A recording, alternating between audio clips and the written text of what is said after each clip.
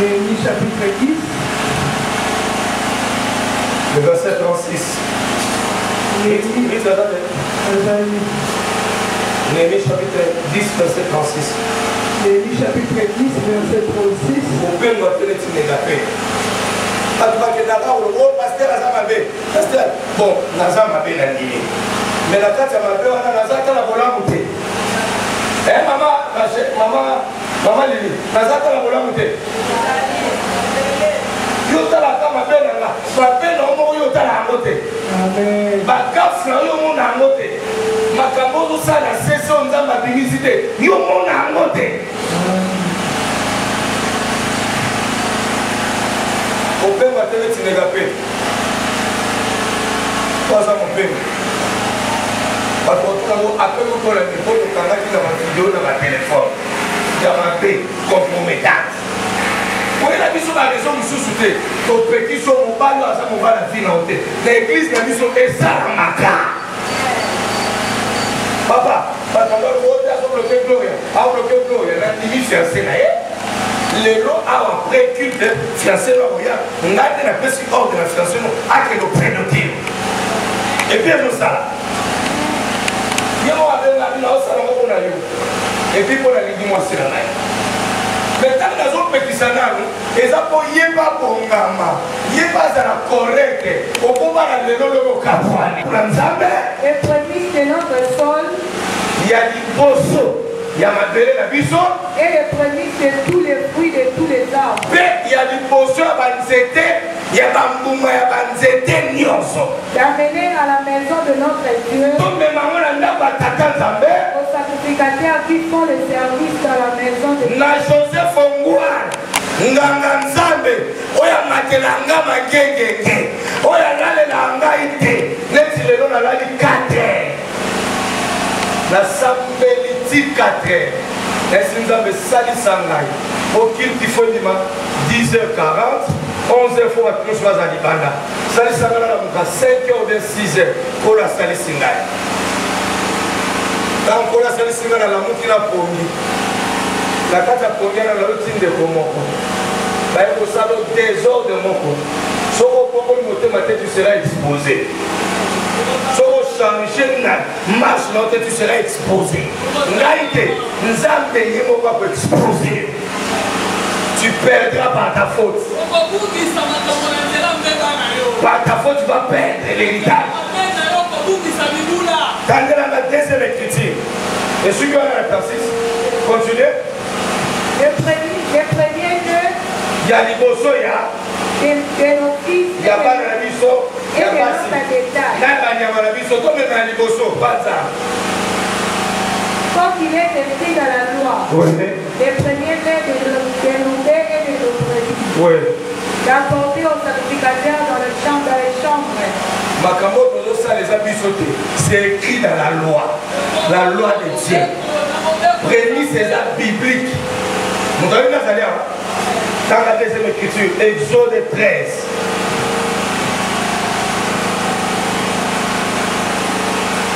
Comment va toi au banga sunza bete? Comment va toi au banga banga bete? Comment va toi sur la décision de mon des hommes cicatés, on a frappé. Va convoquer la Ganganza, mais toi,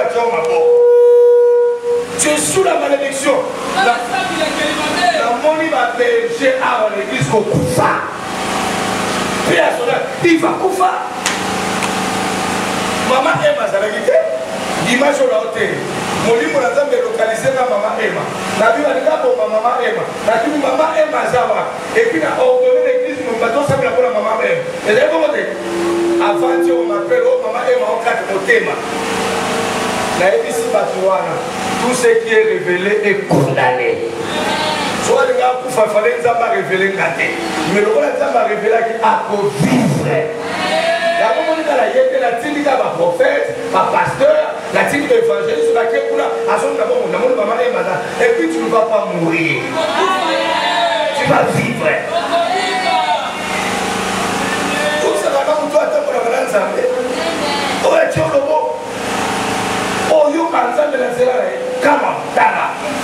Exode 13, extra 7. L'Éternel parla à Moïse s'est dit, consacrez-moi tous les premiers-nés, tous premiers-nés parmi les enfants d'Israël, tant des hommes que des animaux, il m'appartient. Moïse dit au peuple, souvenez-vous de ces jours où vous êtes sortis d'Égypte, de la maison de servitude. Car c'est par sa main puissante que l'Éternel vous en a fait sortir.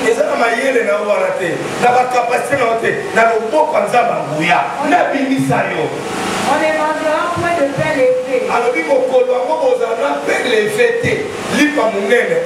En d'autres termes, Vous sortez aujourd'hui dans le mois de l'Égypte. Quand l'Éternel t'aura fait entrer dans le pays des Cananéens,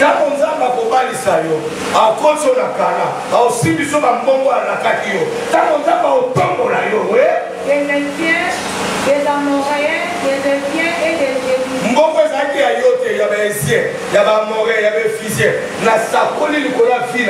Tu habiteras des maisons que tu n'as pas construites.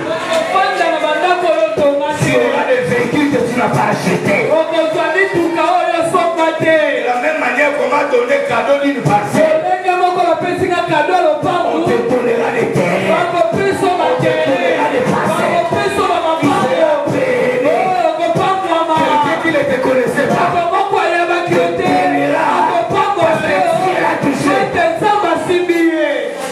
tu voyageras, tu piétineras même là où ta mère n'est pas arrivée. Tu sauras que l'Éternel a parlé.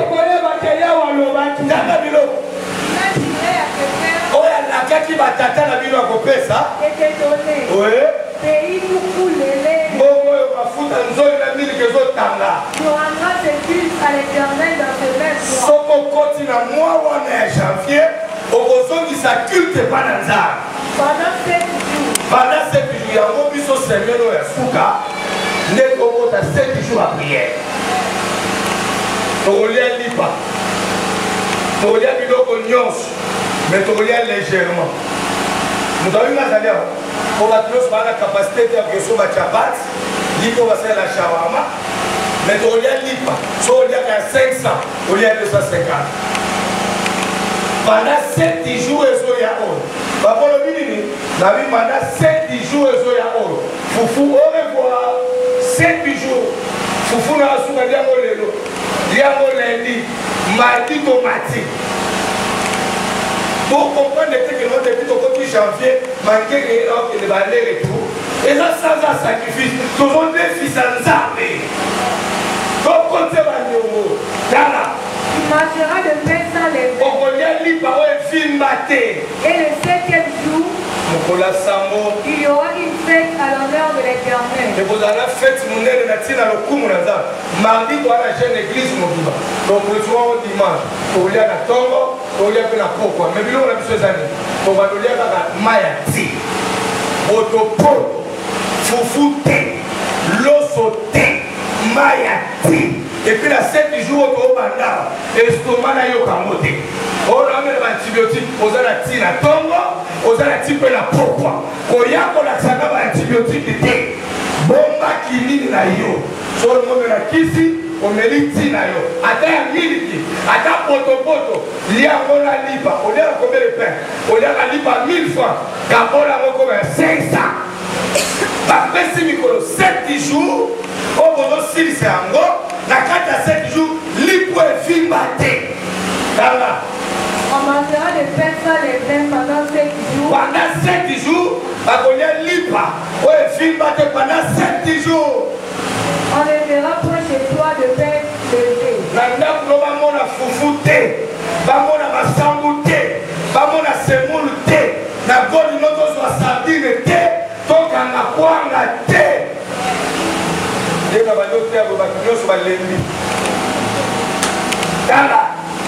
ne verra point chez toi de léger. Par comment on a les filles, l'eau que nous faisons filmer ça. Oh, papa, on a boule, Sili. Dans toutes les tentilles de ton pays. Dans les tentilles, nous sommes assez, s'il vous plaît. Il y diras alors à ton fils, c'est en mémoire de ce que l'Éternel a fait pour moi.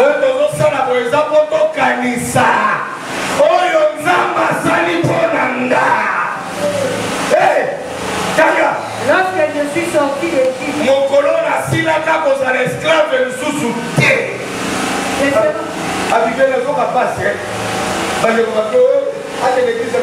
pour ça que tu étais en comme un campus pour aller. Tu lèves la pamba. Moi je n'ai rien à foutre. Nazala tina la moté. L'importance que ceux qui n'ont pas d'habiter dans leur vivre, la vivre à la haute, la vivre à la lola. L'eau les aura mal à charge. Pourquoi il s'abandonne?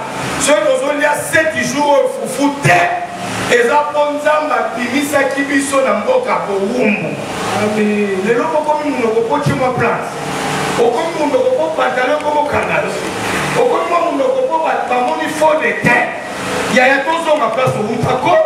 Vous avez ma toko, ma kodia. Vous avez ma bundité. Vous avez ma baie. Au Bundani Pota, il y a des commandements. Nous avons fait le comité, mais au comité de l'aide. Nous avons sauvé nous pour être ma péka. Moi, je suis Moïse Aïebo. Pour la salle, janvier, mon bimba, la pousse mon tour. Décembre, mon bimba, la pousse mon tour. Moi, je suis Moïse Aïebo. Abi papa, les gens qui veulent venir au Dokusate, etc. On lit moi ici la pousse la etc. Dans la Kokate, on discute avec le papa Nata.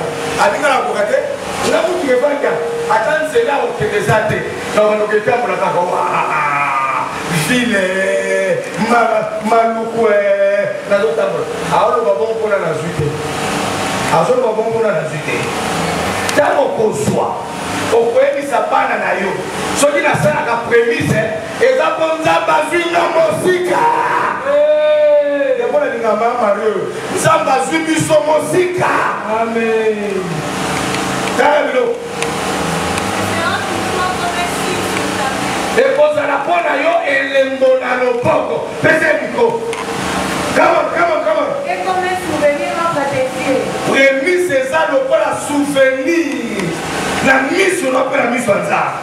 Afin que la loi de l'Éternel soit dans ta bouche. Pour mon père qu'on a jamais ça la cas. Anenioso. Non, c'est par sa main puissante que l'Éternel t'a fait sortir. Lolendo ya pamba ya kabelo. Nzambe na longolo na bobola. Nzambe na limi a changé vie na yo. Nzambe na commencé la grâce au monde à moi $10. On dit c'est par sa main puissante. Il t'a fait sortir de l'Égypte. Si tu es là, c'est que tu es là. Ce n'est pas à cause de ton intelligence, mais c'est à cause de la main de Dieu. Oh l'homme a mis le bon qu'on a eu et Kamisakanda. Ça ramasse les inutiles. Les gens qui n'ont pas de forme, ils te donnent la veste. Tu portes la veste. Les gens te voient que ça c'est énorme. C'est main de Dieu par de toi. Il y a une main visible. Le travail que tu as là, c'est Dieu qui te l'a donné. Donc comme ma mère est santé, même la santé que tu as là, c'est Dieu. La banelle il y a qui tombe au lieu comme la coufi. La commune a été plus haut que toi. Il servait le Seigneur. Il avait les véhicules. Il a laissé à sa femme de passer. Mais la mort ne l'a pas échappé. Qu'est-ce que toi tu as donné à Dieu? Pour que toi tu meurs. Pour que toi tu ne meurs pas. Et que la boue la mère. Tu diras à tes enfants, c'était grâce à la main de Dieu. Le long est à une canissa. A tout le monde tombe canissa. Amen. A tout le monde silika canissa. Amen. A tout le monde canissa te lo comme la moumoka.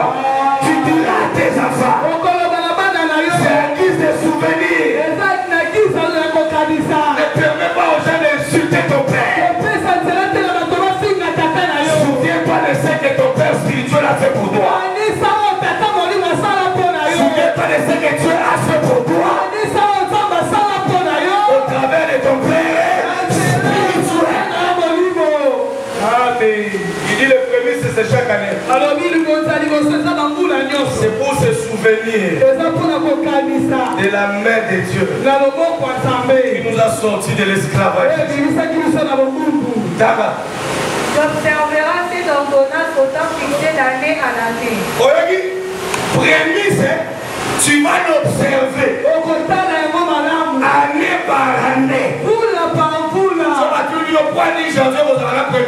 C'est une ordonnance, c'est une loi à perpétuité.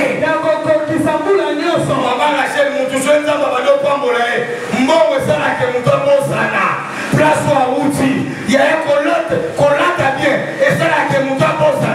Sur l'équipe de colate bien, merci, colate bien. Tu vas oublier que tu dormais par terre. Tu vas oublier que tu étais malade. Tu vas oublier qu'on a fait les intercessions chez toi. Tu vas oublier qu'il y a eu la mort qui vous avait visité. Mais Dieu vous a sauvé.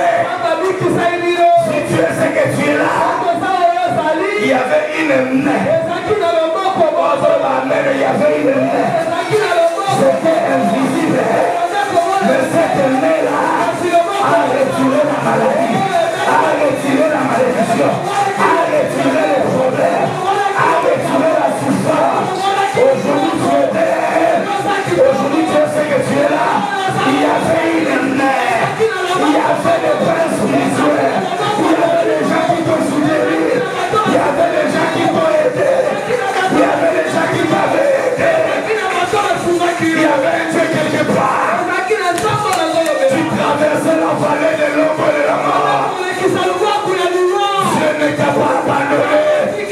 Aujourd'hui tu peux dire le Dieu de mes genoux, le Dieu de mes montagnes, le Dieu de mon père, le Dieu de mon alliance, le Dieu de ma vie, le Dieu de mes enfants, le Dieu des esprits de prophètes. Quand on donne le premier frère, on se rappelle de là où Dieu nous a pris. Je n'étais pas serviteur, il a fait de moi serviteur. Je ne savais pas parler, aujourd'hui je peux parler. Je n'ai jamais voyagé, aujourd'hui je peux voyager. Mon père ne va pas donner la passée. Au ciel et là-bas, les gens m'ont combattu. On a cherché maman. J'étais seul contre plusieurs. Mais il aimait. M'a défendu, m'a sorti de la maladie qui allait le tuer. N'oublie pas de déposer la main ici. C'est qui a tué les autres. T'as épargné. C'est qui a tué Marie. Marie Missambo. Ça t'a épargné. C'est qui a tué les autres de ta famille. Qu'est-ce que tu as donné à Dieu? Rien. Ce n'est pas à cause de ta beauté. Ce n'est pas à cause de ta taille. Les gens qui ont plus de taille que toi sont morts. L'hypatie est passée. Pamolo est parti. Luambo est parti. Matilo est parti. Mokulo est parti.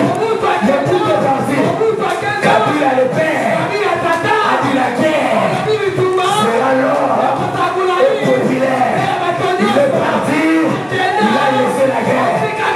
Toi tu n'es pas généreux. Tu n'es pas ministre. Mais Dieu t'a donné la paix. Dieu t'a protégé. Et toi et ta famille. Dieu t'a soutenu. Quand vous étiez dans la détresse. Quand tu prenais la bouillie. Quand personne ne te visitait. Quand vous n'avez encore rien à manger. Il est invisible. T'as soutenu. Aujourd'hui, tu peux louer une maison. Aujourd'hui, tu peux avoir une place. Aujourd'hui, les gens peuvent te regarder. On dit elle est belle. Il est beau. Ce n'est pas ta force. Ce n'est pas tes capacités. C'est Dieu.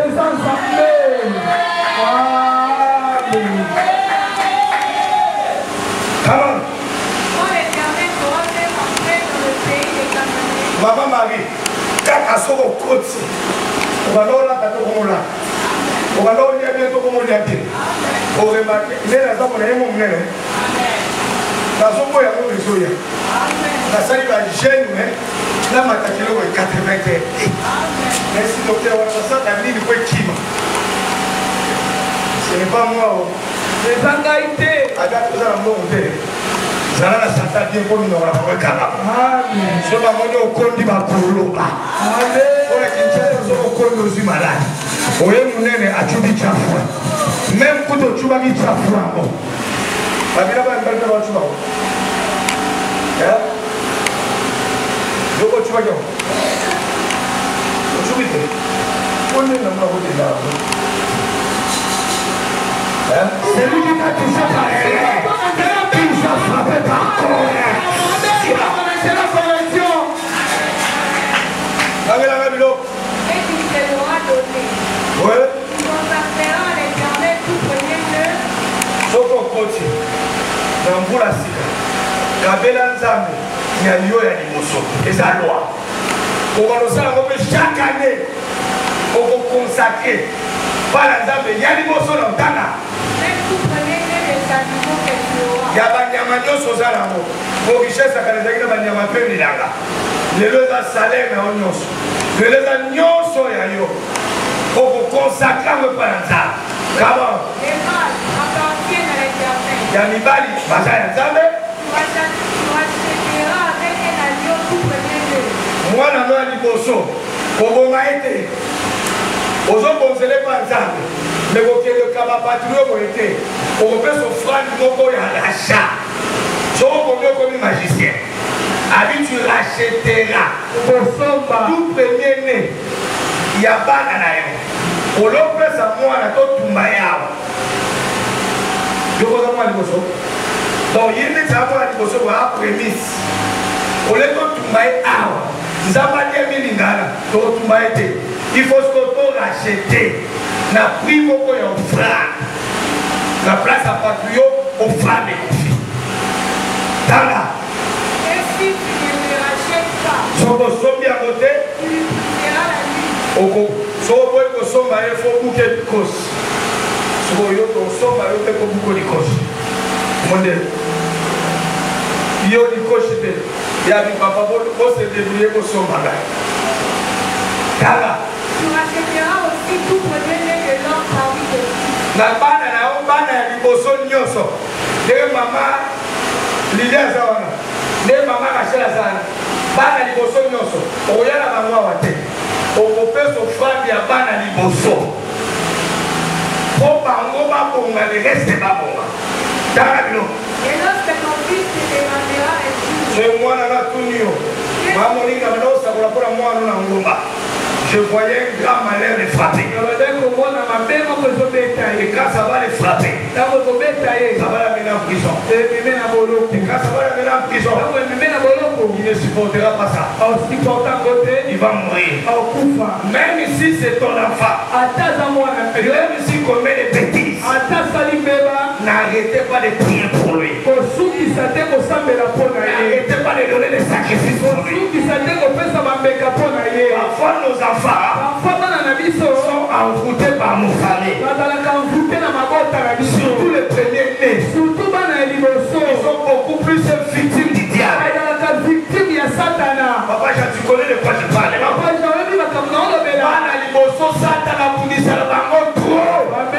C'est pourquoi n'arrêtez pas de prier pour eux. N'arrêtez pas de donner des sacrifices pour eux. C'est pourquoi je te dis d'amener ta fille.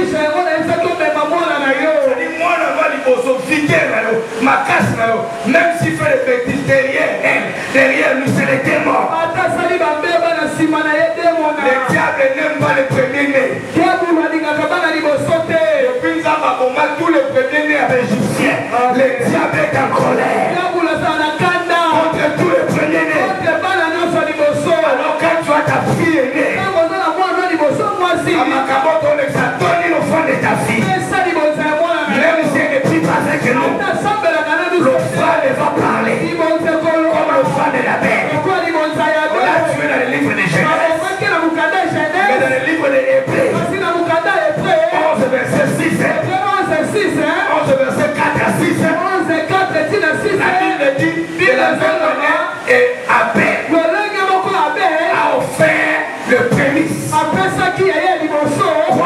soit mort, le sang de son offrande, parle quoi qu'il soit mort, mais l'offrande n'appelle pas. Ceux qui n'appellent ça, parce que l'offrande parle. Là où on voulait ta mort, l'offrande était annulée, c'est là. Vous mettez c'est là. La mort d'Isaac a été remplacée par l'offrande. Là où Isaac devait mourir, c'est le bélier qui a pris la place.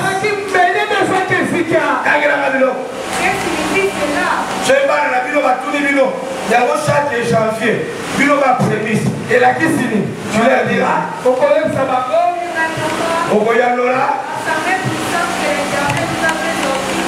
Il dit c'est chose qu'on a équipé. Chose qu'on a mis tout cavan. Chose qu'on a mis dans la comité Tokoboy. Et Zangate. Et Zangate Mokoboy.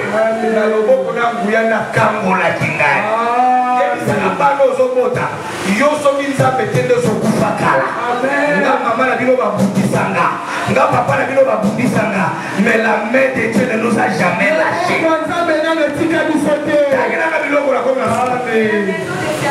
oui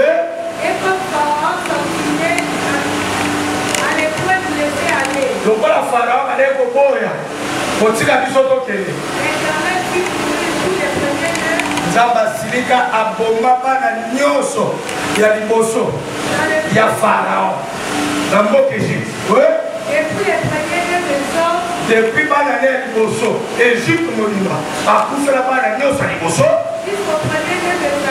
na bana liboso ya banyama nyonso. Voilà pourquoi j'offre un sacrifice à l'Éternel. Yango ngape chaque année na pesa na yanga liboso. Ponzambe ngo na pesa na prémisse. Banguna na ngaba kufa. Bana banga liboso bakufa. Yango na souvenir wana ngape chaque année na pesa na za. Dala. Vous prenez le mal. Oui.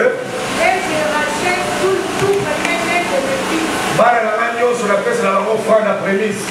Na somba kabafi na bango.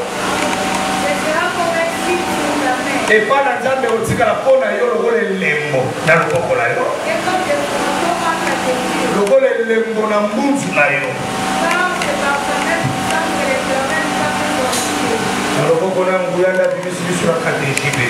C'était la parole du Seigneur. N'oublie pas de dire Amen. Est-ce que tu vas acclamer le Seigneur? Ça va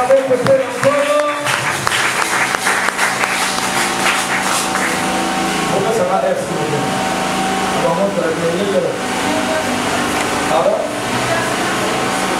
Pardon 9h58. 9h58.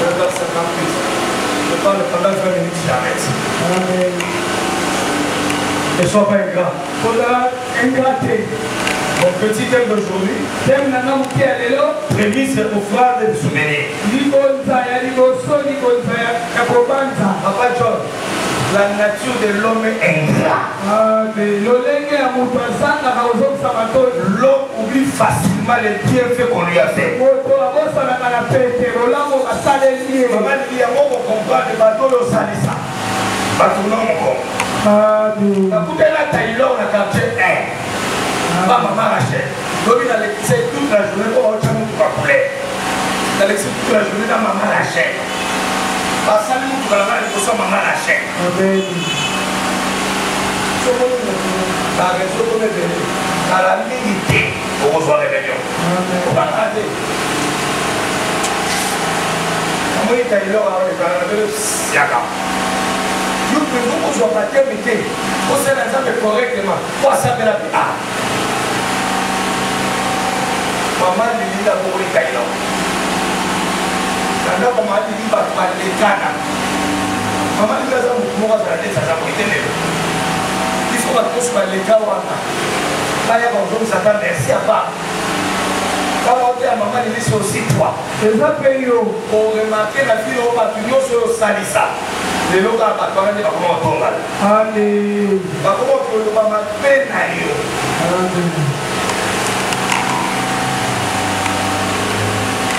C'est pourquoi la reconnaissance n'est pas des secondes. Mais moi, la reconnaissance, c'est mon kilo. On a un peu sauté. Son nom salissa pas. Posez la tête à 300 là. Amen. Lève les yeux vers les montagnes. Tout est deviendra les secours. Bisika lobiko na ndeko uta. Les sokopesi mutu bosala na yo. Amen. Omoni na koko na bandana na permanence ngala bosala bino kala. Amen. Sengo ngane kokine ti gloria kende. Amen. Gloria ibisa bato ya famille na bino wana.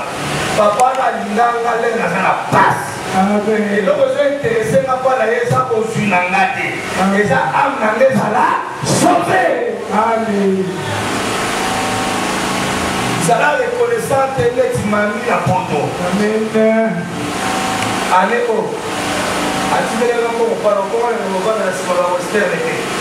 Je vais vous voir. Amen. Et puis $1 en plus. Il y a un hôtel ma place particulière qui est là. Si tu as la voiture, l'on va vous aller gratter. Vous allez gratter. Si tu as la voiture, on va saluer beaucoup la kio. Salut beaucoup la kio. On voit que la mot soïté. On voit que la mot soïté.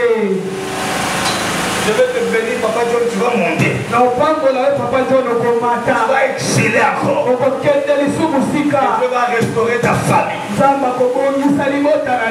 second mariage là, c'est la stabilité. Le premier mariage, allait t'amener à la mort. Mais ton second mariage, c'est la stabilité. Et toi-même, tu vas les remarquer.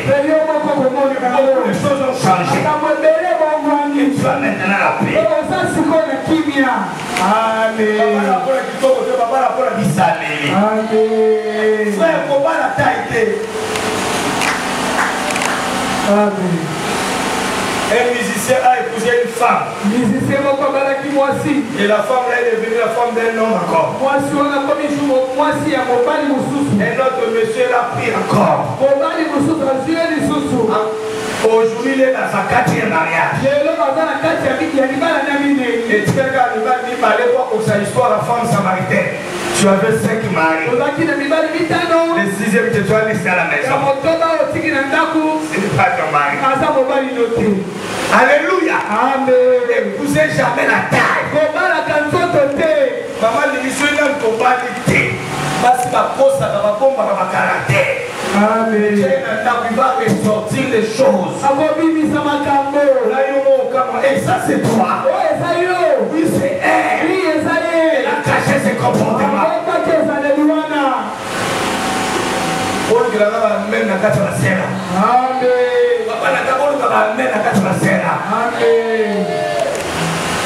Frère Joël, moi je ne pas la face si poto na basoni na yo. Na babusoba na yo. Na batama faiblesse na yo. C'est ça la femme de ta vie.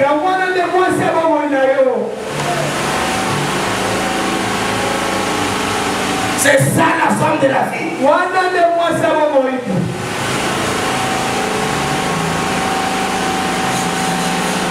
Je croise, comment il s'appelle encore le monsieur? Je m'appelle Asala Matil. Ndumba Mounene me dans les Seigneurs. Soit Silisi a honte Kindumba. Ana cop nae. Maman vous le même à l'exaté. D'ailleurs, on a pour faire basamona. Il y a un mouton qui est un bel wana. Ndumba ya sheka. La lengo tunosaya. La victoire, la bandale. La kamuka. Dieu est tiré de vos honneurs na Pakacho.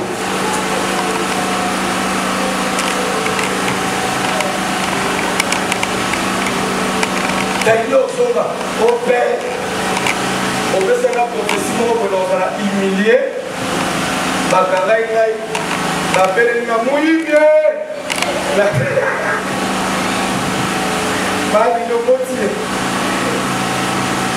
Lakini bona kweli atera abi papa ba betinga mais maman kachela zana après si biso te connaître na biso papa kachela abi papa yo solo aranza be video o yebi senga me ngala chaka teme mais makamba kutela ko papa donc ne kali susute bona lilo lingika kanzamba frapper pour ntika.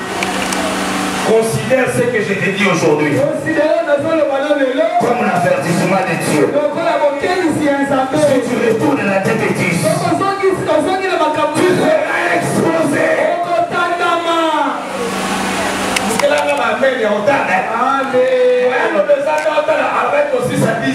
Oui, dans le monde de la la ngai.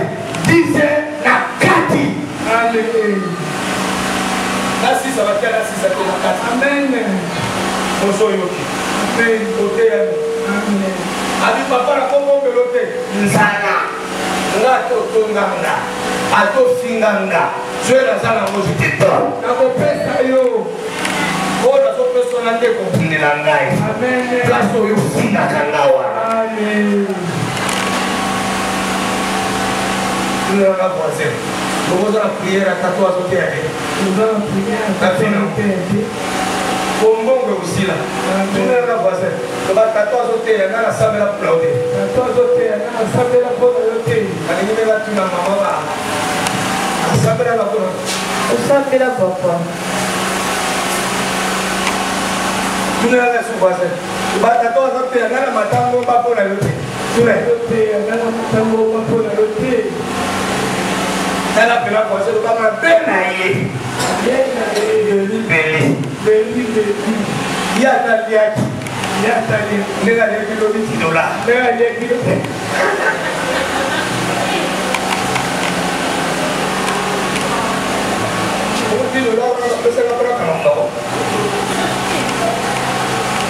Je vais t'arrêter. Mais le fragile ne pas arrêter. Mais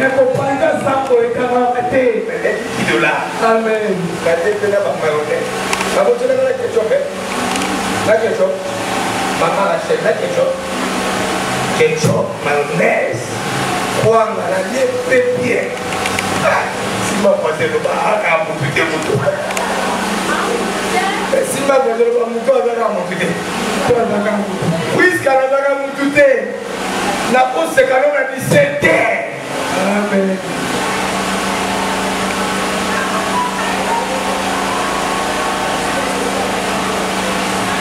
Partenaire moko boye ayaki apambolinga na mbongo équivalence ya moto mama tisha atande ngo pambolinga wa epekisanga telaka na mbongo otina soko tengami na zongiso na nzela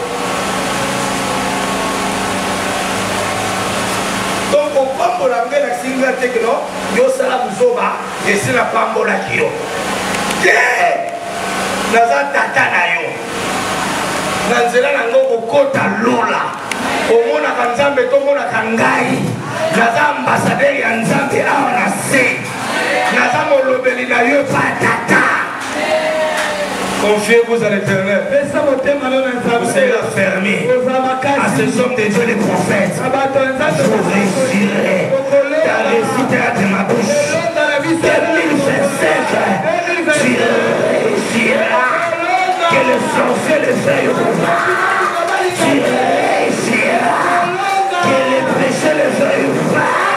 Tu réussiras. Que ta famille le feuille au pouvoir. Amen. D'abord, je suis moi qui me zate. Amen. Avec la moutarde, c'est moi qui me suis zate. Yéko. Parce que yé. Amen. Yé. Pasteur, le rôle en bas, parce que je suis belleté. Oh, on a la vie spirituelle à battre. Amen. Azala tina mbongo note maana tina fina yo. Amen. Wako webiso ke ndebo la tano la timabe. Ka leçon destiné yo. Ndebo la tano la timabe baza muke. Amen. Atoko ko ba men na yana ka ko baza muke. Amen. Ma église bele ba tia ka leçon repentance te. Amen. Muta o shijo azate zongela nzambe. Amen. On église na ba loba na muta o loba ye ba yaka koya. Amen. Bino no sona ye ko aka ba ye. Nanga ipena yo to aka ba le kitse. Amen. Kolo Kristo afandi na lora. Tata le fango comme le Jésus-Christ de Nazareth. Nanga na dépendaka na Jésus. Na yo besoin dépendre na Jésus. Na interprétation dépendre na Jésus. Soki na sakola keza pona ye. Soki na terre keza pona ye. Soki na zalo na zalo keza pona ye. Longo na Yesu na fina ngala za moto. Amen, amen, amen, amen, amen. Consolation pour le roi de Bani. Nous t'avons envoyé par Yahweh. Amen. Nous t'avons écouté l'église à Zate. Amen. Bino nos toutes. Si nous l'avons voisin, nous l'avons mis sur nos stoya.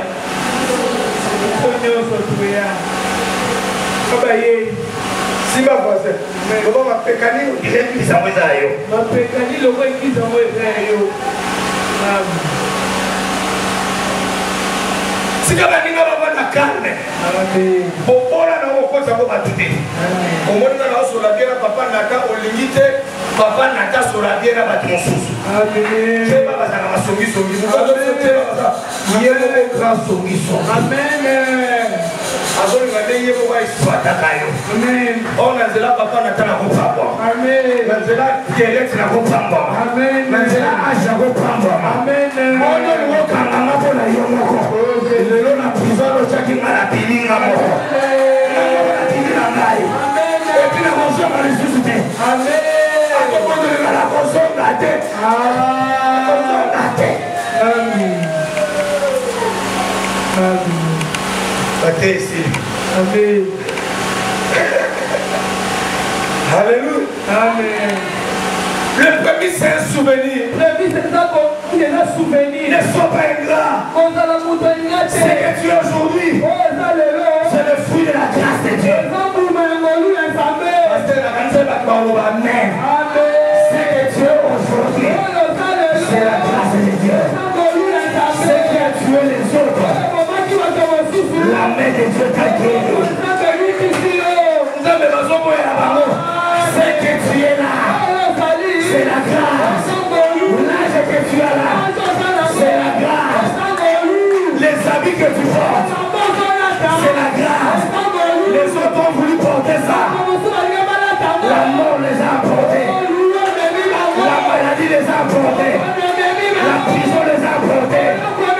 Mais Dieu t'a donné la vie, le souffle, le mouvement. Mais il y a de ceux-là qui sont des muets, des sourds, des boités, des aveugles. Mais toi tu as les deux mains, tu as les deux pieds, tu parles, tu peux marcher, tu peux acclamer. Est-ce que tu peux acclamer? Est-ce que tu peux acclamer? Non, c'est la grâce. C'est la grâce. Même le poème c'est la grâce. Amen. On sait le fort à mon engagé. On appelle la madame ça le fort à mon engagé. Amen. Zamba longola ngande na makasi na CTB. Amen. Oso nga nzamba bitoko na bato ozala bango. Donc pour la yote. Amen. Te ti ozala ngolo wa libanga. Impolitesse ozala ngo. Amen. Moi mon pesa nga ba problème na ba problème. Donc pour la yote. Amen. Les hommes imposés gagne. Ayebisinga na tindolo bamilumba wana. Na nzela évangile babomola mitema. Na tindolo bamiyibi nyonso. Na nzela évangile no babomola mitema. Na tindolo bafili nyonso basalaka batile bapartout bakindumba meme dimanche soki bayoki mateya lelo akobenga likambo wana na 16h akoyebisa lelo bavantre ezosalanga akoka soki okende te mpo biloko ayoki akobandela ngo lisusu. Amen. Amen. Amen. Et là, bah, tout ce que ça va non. Hein? Oui, oui. On va là, on va. Élève. Élève. Amen. Je vois que ça fait.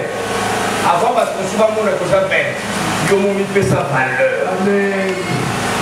So to no makaya bote. Amen. Tu nous so ko simote, tu nous so ko sakana ote. Amen. D'abord on a dit amen. L'homme qui est là, on va aller pour nous attacher là. On commence c'est dans la on va pas. On s'attire le roi de la Amen. Amen. Abosani. Onaka. Osata na utindo mibali moko. Na biteke mibali tina te bazali. Na bwana yo. Tala ba chauffeur ko ni. Tala ba na moto ko ni. Tala ba mibali ko ni. Ba kunyoso na yebi ngayo. Ba biteke jake na bani mo sawo. Bon. Ona sala sa ba ko na bio. On est dans tout à la live. Dans le monde, le premier était dans son là. Il va la moto. Amen. Dans le monde, un chauffeur à Tinate. Amen. Dans le monde, il va mort. Il y a d'abord sa valeur. Amen. Quand il s'est professé, il a fait ça pour l'endroit. Qui était pour l'eau, il a fait le moyen à l'aïa. Amen. Attention, il va entrer dans le Kango. Good morning, good morning, good morning. La bombe est craquante. Amen. Amen.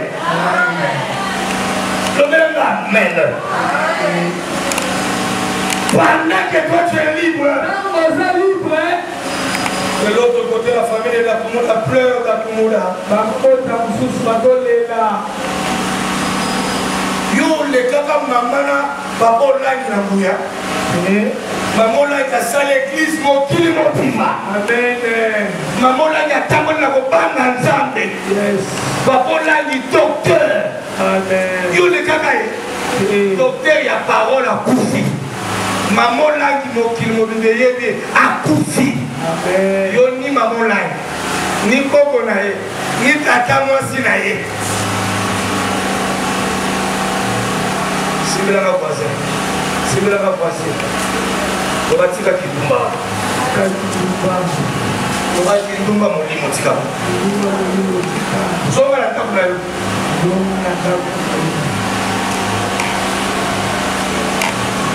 On va l'ignorer. Parce que la courage au père de moi, on a dit qu'il y a un peu de l'église. Parce que la courage au Tonaka. Ayate kwa nini? Atande kwa nini? Nena yana kwa nini? Donc yo ba cholo kwa matière moko rada.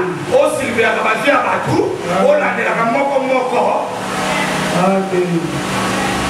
Pe ya ba pena ko. Amen. Sura de la kana no tena ngara kwa sango la cara tomba. Amen. Sura de la kana no. Como tu atonga kana ayo kashifia fita. Eh, ntomo de la kana na kwa de la ngara kwa sangasiko. Amen. Les autres, on a pas si bon à plus la pêche pour la salle. Amen.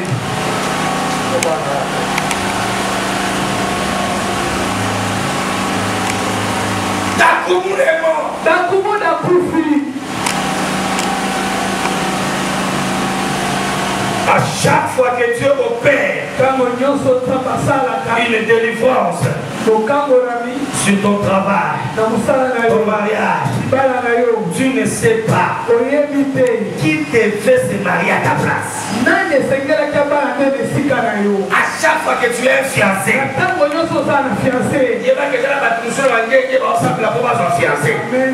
peut-être que là où tu es, c'est de la place des autres. Mais tu as sacrifié Vachi pour que toi, Esther, tu entres.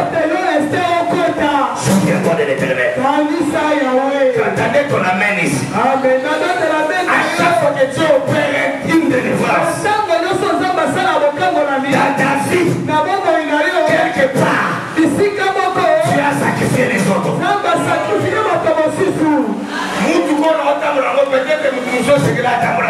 Mais Dieu l'a sacrifié. Il m'a donné. Mais Dieu m'a donné. À chaque fois que Dieu te guérit, quelque part, il y a des ceux-là qui sont morts avec la maladie que tu as. Mais toi tu es guéri de ça. Les autres sont morts. À chaque fois que toi tu es sanctifié, il y a des gens qui ont marché avec la crainte de Dieu. Comme maman et papa au lague. Mais ils sont morts. Mais toi Dieu t'a laissé. Il t'a laissé pour que tu sois reconnaissant. Pour que tu reviennes à l'Éternel. Pour que tu reviennes à ta foi. Et pour que tu reviennes à l'intégrité. Ne même pas ton ciel. À cause de toi, que Dieu tue tes ennemis. Les ennemis de ta destinée. On va le faire la l'autre même pareil. Parce que la foi après la correction. On a délivrance à Israël. Dieu a tué tous les premiers des Égyptiens. N'oublie pas de dire amen. À cause de toi, à cause de ce prémisse qu'on va donner, tu vas tuer tes ennemis. Tu vas tuer tes adversaires. Pharaon tombera. Le premier de Pharaon tombera. Ce travail tombera. Tout ce que tes ennemis font.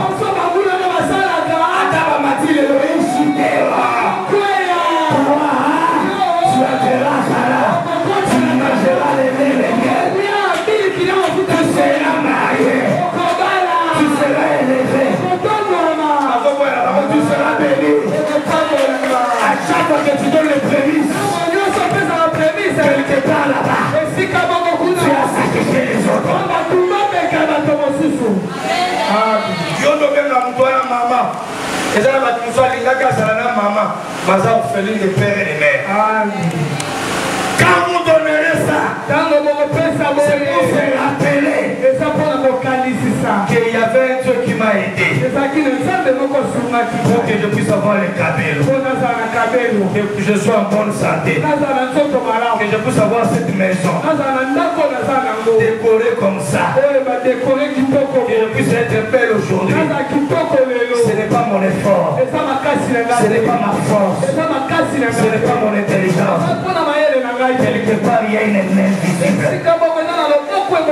Cette année, c'est ton année de gloire. C'est ton année de gloire. Je parle à tous les fâchés. Je vais permettre. Beaucoup de gens feront des erreurs. Pour que toi, Esther, tu remplaces les fâchés. Il y aura des gens qui feront des erreurs dans leur travail, dans leur dossier de voyage. Que Dieu te qualifie pour ce voyage. Que Dieu te qualifie, toi Esther. Quand Esther est mariée, il y a quelqu'un quelque part qui s'appelle les Vachis, que Dieu a écarté. 2025, que tes ennemis soient écartés. Que toi tu sois réqualifié. Les gens qui t'ont rejeté, quand tu me donnes la main, que Dieu te projette encore. Nous avons ceux qui sont là, compter à zéro. Monte cette année. Tu compteras les dollars cette année. Tu ne mourras pas. Tes enfants ne mourront pas. Mais les enfants de Pharaon mourront. On donne les prémices, hein? On se rappelle. Dans la sorcellerie de ma famille, tu as tué cette étape-là. Tu as tué cet oncle-là. Les sorciers qui voulaient ma mort, Dieu l'a frappé. Comme Dieu m'a sauvé, je lui donne ma prémisse.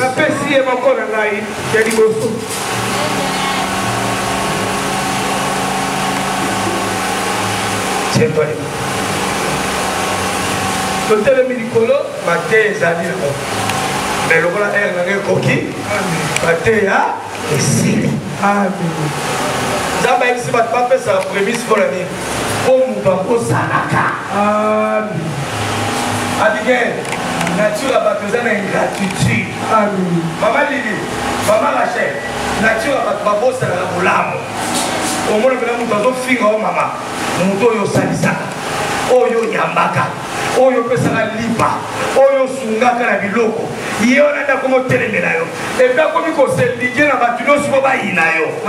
Yango nzambe atya lwa ya prémisse abi ntango nyonso kokanda opesa ngai ya liboso bokanisaki bozalaki baesclave bokanisaki oyo oza lelo. Ce n'est pas ce que tu étais hier. Regarde un peu ton voisin. Parle-lui en français. Dis-lui ce que tu es aujourd'hui. C'est la grâce de Dieu.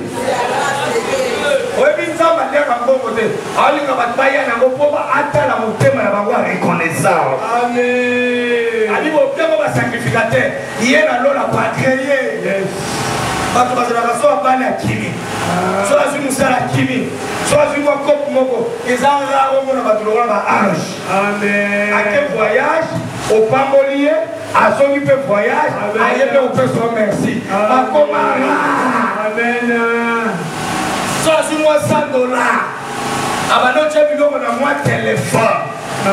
Amon le wala soki bino nyonso na ba pasteur. Ngai pe lelo nde na bingi na ba poche na bino. Bino pe ko bimisa na ba saki na bino. Amen. Quel est le projet? On va les prémices, hein? Les prémices. C'est un souvenir. C'est un souvenir. On se rappelle. On se rappelle de la main de Dieu. De la main de Dieu. Qui nous a sauvés. Qui nous a sauvés. Quand on était encore esclaves. Quand on était encore esclaves. On a su parler de notre malade. Le bas si mananga kolo Yesu Christ. Kolo Yesu Christ. Naza mwana na yo. Naza mwana na yo. Nakendaki musika na yo. Nakendaki musika na yo. Lelo na zongi. Lelo na zongi. Nasa makolo na yo. Nasa makolo na yo. Yokelanga mawa. Yokelanga mawa. Nambala nyonso. Nambala nyonso. Nabosalaki bolamu oyo osalelaki ngai. Nabosalaki bolamu oyo osalelaki ngai. Limbisa ngai. Limbisa ngai. Pesanga makasi. Pesanga makasi. À chaque fois. À chaque fois. Okosalelanga bikamwa. Okosalelanga bikamwa. Nabosalaka bolamu na yo te. Nabosalaka bolamu na yo. Sanza janvier. Sanza ya janvier. Nakabeli yango yo. Nakabeli yango yo. Nakabeli yango yo. Nakabeli yango yo. Natina ete. Natina ete. Le reste ya année. Le reste ya année. Epesamela ngai. Epesamela ngai. Pesanga makasi. Pesanga makasi. Pesanga makoki. Pesanga makoki. Ya kosalela yo. Ya kosalela yo. Pe ya kobanga yo. Pe ya kobanga yo. Na kombo na Yesu. Na kombo ya Yesu. Tikala kimia maboko zakala motema. Que le Saint-Esprit te touche. Kolima mo santo simba yo. Cet enfant de Luc 15 a dit à lui. Mwana oya Luc 15 alobaki. Je retournerai. Na kozonga. Ça c'est la reconnaissance. Wande za kozonga sa matoni. Je dirai à mon père. Na koloba na tata na ngai. Je péchais. Na sumukaki. Tu n'as pas besoin d'être orgueilleux. Il a dit je retournerai. Je lui dirai je péchais. Contre toi et contre les ciels. Je ne suis pas digne d'être appelé ton enfant. Mais le père ne peut pas chasser son enfant. Je lève ma main droite au ciel. Que la grâce et la faveur de Dieu te localisent. Que le Seigneur efface tous tes péchés et transgressions. Cette année pour toi sera une année des opportunités. À celui qui a dit Amen, il reçoit la prophétie. Ça sera ton année de gloire. Tes ennemis seront exposés. Ils seront confondus. Mais toi, tes enfants, tes biens, vous serez protégés. Je décrète et je déclare. Ça c'est ton année de manger le miel. C'est ton année de boire le lait. C'est ton année de succès. C'est ton année de l'élévation. C'est ton année de la stabilité. C'est ton année de la gloire. C'est l'année de la vitesse. C'est ton année de la rapidité. Ce que tes parents ne t'ont jamais donné, que Jésus-Christ puisse te les donner. Tu arriveras là où tes pères ne sont jamais arrivés. Tu feras des choses que ta famille n'a jamais fait. Quand tu mangeras, quand tu habiteras des maisons, je décrète et je déclare, tu mangeras des choses que tu n'as pas achetées. Tu habiteras des maisons que tu n'as pas achetées. À celui qui dit Amen, la prophétie les localise. Tu habiteras des maisons que tu n'as pas construites. Tu conduiras des véhicules que tu n'as pas achetés. Cette prophétie tombe sur ta vie. Mais quand tu mangeras, quand tu habiteras les maisons, quand tu seras dans la gloire, garde-toi de tirer à ton cœur que c'était ma force, c'est mon intelligence. Souviens-toi de l'Éternel qui a permis que Daboumouda meure et toi tu sois vivant. Souviens-toi de l'Éternel, le Dieu de Joseph Fongoua, le Dieu de Méda, c'est lui qui t'a donné cela. Je te bénisse au nom de Jésus. Amen. Acclame Jésus. Assis-toi. Banda. Nzambe ya papa José azonga na yo kimia nzambe etambola na yo ndenge ozobima ababenga yo batambola yo okomata motuka nzambe atambola na yo mosika molili na ndako na yo mbula oyo eza mbula matanga te na kombo na Yesu wakosala bakompo mabe bezondela ye moko nzambe alongi so na tongo alongi so na mida alongi so na pokwa 2025 eza 2025 bakokunda bana te nzambe amema yo okende likolo bakotelema na butu bamona yo te bakoluka grâce na yo bamona yango te ozala bénédiction mpo na famille na yo esika nyonso kotambola bato basepela na yo bakonzi baluka yo bato ya minene baluka yo oyo akokotela ndako ya nganga lola efrape ye bolamu ya nzambe etambola na yo oyo akobwakela mbaso ekozongela ye moko oyo akobwakela mpese ekozongela ye moko okolia na bandoki bakosala eloko te okotambola na bango bakosala eloko te loboko ya nzambe etambola na yo semaine ya lende pambola yo mokula marde pambola yo erope pambola yo babengaka te babenga yo bato balota yo bato bapambola yo bakosala bakompra mabe ekozongela bango moko nzambe abelisa bango oyo akoluka bana na yo bamisu bakota ndako nzambe aboma oyo akoluka miso na yo nzambe aboma oyo akoluka mbongo na yo ozala molongi na tongo ozala molongi na midi malade bepidemi ekomona yo te oza molongi semeni oyo ozwa libala ozwa mosala apa likolo oyoki ya likolo nzambe apeso mpe ya mabele okuta na baministre na bato bakosekisa yo bato nyonso bakobetoli bako nzambe alongola bango nzambe akota bango agumba bango mokongo bakoma longa basimbiliki ndelo na ngambo na nzambe apeso okimia au nom de Jésus na sambeli amen.